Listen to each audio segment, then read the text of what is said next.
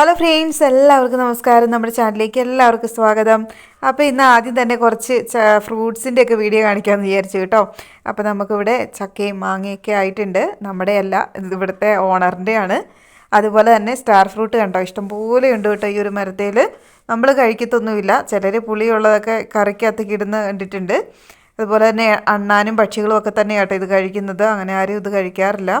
നിറച്ചും ഉണ്ടായിട്ടുണ്ട്, ഒരുപാടുണ്ട് കേട്ടോ. കണ്ടില്ലേ, എന്തേരമാണ് നോക്കിക്കുക, ഒരു കമ്പി തന്നെ ഒത്തിരി ഉണ്ട് കേട്ടോ. കാണാനും നല്ല ഭംഗിയല്ലേ.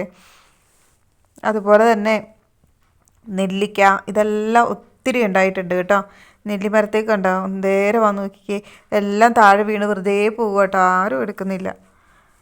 അപ്പോൾ ഇന്നത്തെ വീഡിയോ എന്ന് പറയണത് ഇതല്ല കേട്ടോ, നമ്മൾ കുക്ക് ചെയ്യുന്ന വീഡിയോ തന്നെയാണ്.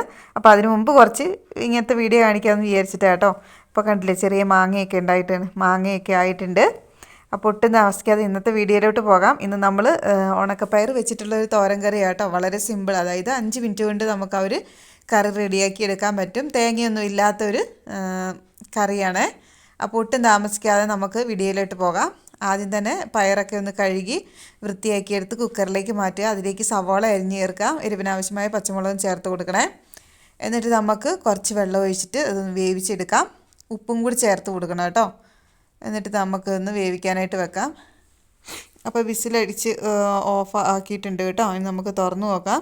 അപ്പോൾ നമ്മുടെ പയറൊക്കെ ഇവിടെ വെന്ത് വന്നിട്ടുണ്ട്. അതിലേക്ക് കണ്ടില്ലേ, ഞാൻ കുറച്ച് വെളുത്തുള്ളി ഒന്ന് ചതച്ചിട്ട് കൊടുത്തിട്ടുണ്ട്. ഉപ്പെല്ലാം ഈ ഒരു സമയത്ത് കറക്റ്റാണോ എന്ന് നോക്കണം കേട്ടോ.